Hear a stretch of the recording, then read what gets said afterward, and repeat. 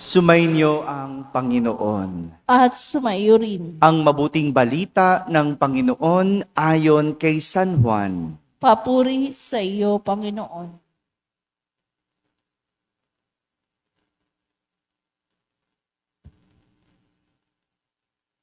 Noong panahong iyon, habang nakahilig kasama ng kanyang mga alagad, nagulumihan ng sinabi ni Jesus, "Tandaan ninyo, ako ay ipagkakanulo ng isa sa inyo." Nagkatinginan ang mga alagad. Hindi nila alam kung sino ang kanyang tinutukoy. Ang alagad na minamahal ni Jesus ay nakahilig na kalapit niya.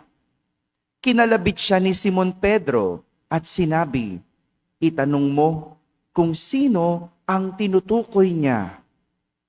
Kaya humilig siya sa dibdib ni Jesus at itinanong, "Panginoon, sino po ba ang tinutukoy ninyo?"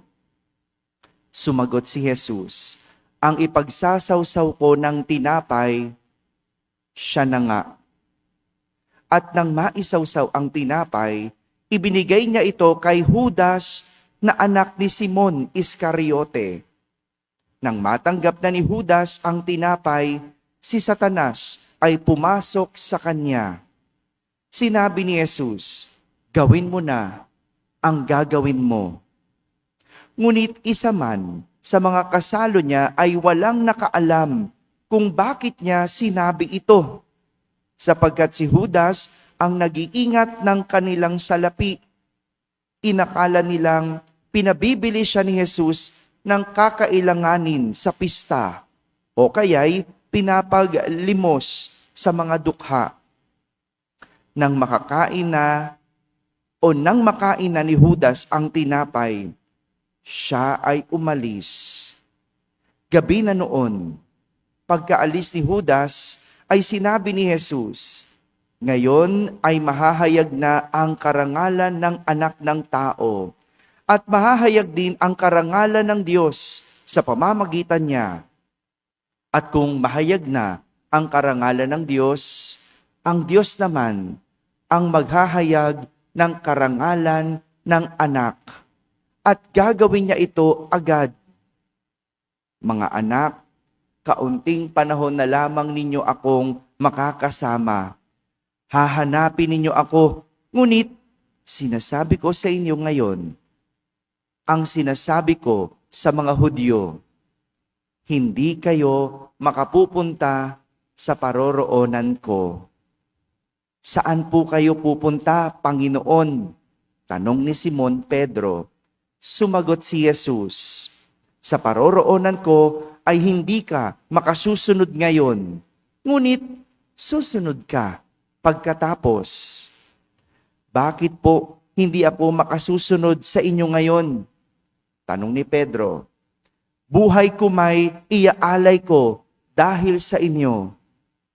Sumagot si Jesus, "Iaalay mo ang iyong buhay dahil sa akin? Tandaan mo, bago tumilaok ang manok, maikatlo mo akong itatatwa." Mga kapatid, ang mabuting balita ng Panginoon. Pinupuri ka namin, Panginoong Hesukristo. Umupo ang lahat at makinig sa homilya. Isang magandang umaga po sa inyong lahat. Magandang umaga sa mga nasa barangay, sa mga nasa tahanan na nagsisimba via online at sa lahat ng nasa abroad. Isang magandang araw po sa inyong lahat. Kung kahapon, kwento tungkol sa pagpapahalaga ang narinig natin sa ating ebanghelyo. Narinig nyo ba? Naalala nyo ba yung kwento kahapon? Kwento tungkol sa pagpapahalaga iyon. No? Review tayo. Balikan natin ano ba ang nangyari. Ano ba ang ebanghelyo kahapon? Kwento yun ng pagpapahalaga. Kung paano ipinakita ng magkakapatid. No? Naalala nyo yung magkakapatid? Sino yung mga magkakapatid? Sina Maria Marta at Lazaro. Pinakita nila ang pagpapahalaga nila kay Jesus sa pamamagitan ng ano? Pinaghanda ni Marta ng hapunan si Jesus nang minsan itong dumalaw. Di ba ganon? Pag mahalaga ang isang tao sa'yo, pinaghahanda mo, pinagsisilbihan mo. Tama ba? Samantala, ito namang si Lazaro na ipakita niya ang pagpapahalaga kay Jesus sa pagsasalo niya sa hapag. Pagbibigay niya ng oras. Di ba ganon? Pag mahalaga sa iyong isang tao, binibigyan mo ng panahon. Binibigyan mo ng oras. Sinasamahan mo. Andyan ka palagi. Tama? At samantalang si Maria, kakaibang pagpapahalaga ang kanyang ipinakita kay Jesus. Kinuha niya ang mamahaling pabango at ibinuhos sa paa ni Jesus. Hinugas sa paa ni Jesus. Bago niya ito pinunasan ng kanyang buhok. Ang pabango, pagmamahalin, di ba? Kaunti lang kung iyong gamitin. Di ba? Dito lang, no? Sa pulso lang. Minsan nga ayaw mo pang pisitin. Di ba? Kasi mamahalin. Pero si Maria, ibinuhos, inubos ang mamahaling pabango kay Jesus. Ganyan siya magpahalaga kay Jesus. Hindi niya tinitignan kung magkano. Hindi niya sinusukat ang halaga. Binuhos niya. Ibinigay niya. Samantalang si Judas, yung nakakita sa pagbuhos ng pabango, anong sabi? Nakwenta niya agad kung magkano ang halaga noong pabango. Hindi ba ganon? Pag mahalaga sa iyo ang isang tao, hindi ka nagkukwenta. Tama ba? Binibigay mong lahat. Hindi mo tinitignan ang halaga. Inuubos mo, nilulubos mo, binubuhos mo. Ganyan ang pagpapahalaga ni Maria kay Jesus.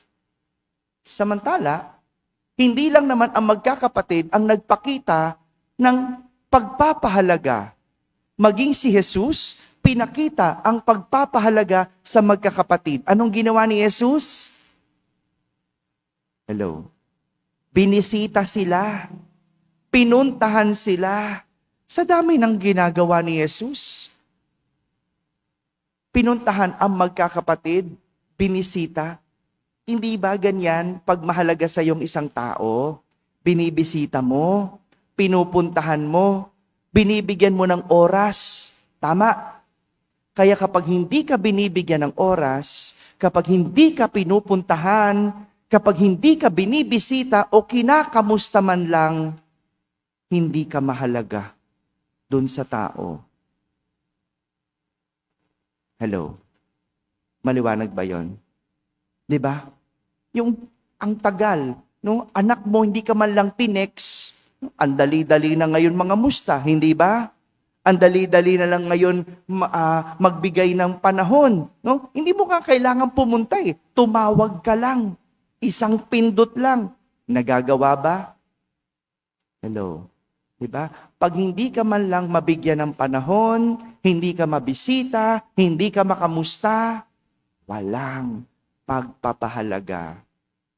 Si Jesus, dinayo, pinuntahan, binigyan ng oras ang magkakapatid dahil sila ay mahahalaga. Pagpapahalaga. Iyan ang ebanghelyo kahapon. Malinaw na? Punta tayo sa kwento natin ngayon. Kabaliktaran naman ito ng kwento kahapon. Kung kahapon tungkol sa pagpapahalaga, ngayon naman kwento ng kawalan ng pagpapahalaga. ang ating narinig sa ating ebanghelyo. No? Inunahan na ni Jesus ang kaniyang 2 alagad bago pa man siya pagtaksilan ng mga ito. Opo, 2 alagad ang magtataksil kay Jesus. Sino yon? Una, si Judas. Tinukoy ni Jesus na ang taong kanyang ipagsasawsaw ng tinapay ang siyang magkakanulo sa kanya. At yon ay si Judas Iscariote. Alam ni Jesus, alam niya, bago pa ipagkanulo, bago pa pagtaksilan, alam na ni Jesus. Samantala, si Pedro naman, nangako na ialay ang kanyang buhay para kay Jesus. Kung titignan natin, wow, parang mahalaga si Jesus. Tama? Kung pakikinggan natin, wow, parang nagpapakita ng pagpapahalaga si Pedro kay Jesus. Nangangako pa eh. Tama ba? Ganyan, di ba? Pag nangako ka. Ibig sabihin, mahalaga. Hello. Father, ba't ganun? Yung asawa ko nangako nung kami ikasal. Anyari? Ayun nga eh. Ganyan. Pag napako ang isang pangako, nagpapakita ng walang pagpapahalaga. Kawalan ng pagpapahalaga. Kaya nga, binasag ito ni Jesus. Ano sabi niya? Ibibigay mo ang buhay mo bago tumilaok ang manok. Maikatlo mo akong itatatwa. Matapos ituring na mga alagad, matapos ituring na kaibigan, matapos mapalapit, matapos mapamahal, matapos ibigay ni Jesus ang lahat ng kaya niya, at matapos niyang paglingkuran sila, pagtataksil ang naiganti ni Judas at Pedro kay Jesus. Ang sakit ano? Yan ang kawalan ng pagpapahalaga na naipakita ng 2 alagad ni Jesus.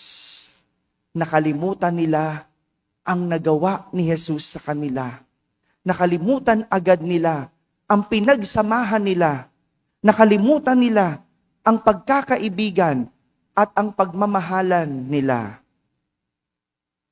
Ganyan naman ang tao eh. Pag nawala na ang lahat, pag nawala na ang nakukuha mo, pag nakalimot na, deadma ka na.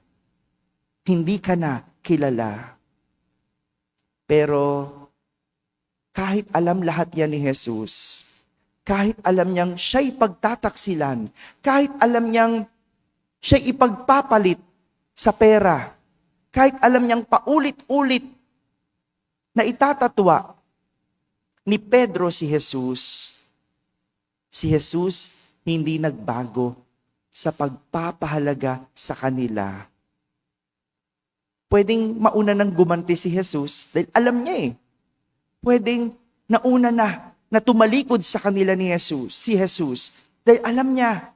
Pero hindi niya ginawa yon dahil mahalaga sila kay Jesus. Ito ang nais ipakita ng ating mga pagbasa mula kahapon hanggang ngayon. Kaya nga, ang tawag natin sa linggong ito, mga mahal na araw. Mahal. Ibig sabihin, may halaga. Tama ba? Ang gasolina ngayon, mahal. Tama? Kasi may halaga. Mataas ang halaga. O, susunod na ang mga bilihin. Susunod na ang kuryente. Lahat magsusunuran. Bakit? Mataas ang halaga. Kaya nga, mahal kung tawagin natin. At yan yung pinagdiriwang natin ngayong linggo. Ang mga mahal na araw. Mahal kasi Mataas ang halagang ibinayad ni Jesus. Ipinakita ni Jesus. Hindi lang pagpapahalaga. Mahal kasi may pag-ibig siya sa atin. Mataas na ang halaga, may pag-ibig pa. Kaya mahal na araw. Ang sarap ipagdiwang ang linggong ito kasi mahalaga tayo sa Diyos. Ang tanong, mahalaga ba ang Diyos sa atin? Sabi ko kanina, hindi nagpapahalaga ang isang taong hindi marunong magbigay ng oras. Ang isang taong hindi marunong bumisita o mga musta. Ito yung hamon sa atin.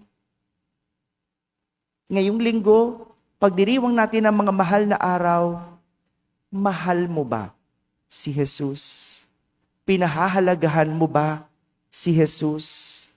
Kung mahalaga, dadalaw ka, bibisita ka, magbibigay ka ng oras para sa Diyos. Pero ang tao, pag ganitong panahon, sinong mas mahalaga sa kanila? Sarili. Bakasyon eh. Pupunta saan? Outing. No? Ginawang bakasyon ang mga mahal na araw. Kawalan ng pagpapahalaga. Kawalan ng oras. Yun ang nakakalungkot.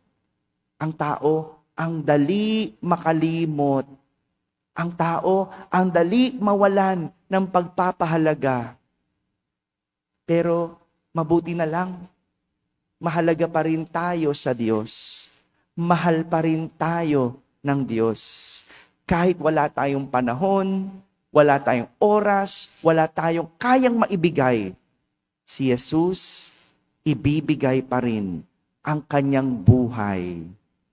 Paulit-ulit, mangungulit, buo, lubos, dahil mahal tayo ng Diyos. Mga kapatid, ngayong mga mahal na araw, ibalik natin ang pagpapahalaga sa Diyos. Pinili man nating tumalikod minsan, paulit-ulit man tayong nagtaksil, may kapatawaran, tayong kakamtin. Basta marunong tayong humingi ng paumanhin at magbalik. Mahal na araw. Tayo'y mahalaga at tayo ay mahal ng Diyos. Amen? Amen. Nais ko pong anyayahan kayong lahat mamayang gabi ang ating Grand Stations of the Cross. Kakaiba po ang ating Stations of the Cross sapagkat kasama nito ang pagtatanghal ng ating mga kabataan, kumbaga live Stations of the Cross. Mamaya po yung gabi sa ganap na 6:00. At bukas, inaanyayahan ko naman kayo sa isang kumpisalang bayan para buo at kumpleto ang ating pagdiriwang ng mga mahal na araw, mangumpisal po, magbalik loob sa Diyos at humingi ng tawad. Bukas po yan sa ganap na 6:00 ng gabi, kumpisalang bayan. Maraming salamat po. Sumainyo ang Panginoon At sumaiyo rin. at pagpalain kayo ng makapangyarihang Diyos, Ama at Anak at Espiritu Santo. Amen. Tapos na pong ating pagdiriwang, humay kayong taglay ang pag-ibig at kapayapaan ni Kristo. Salamat sa Diyos.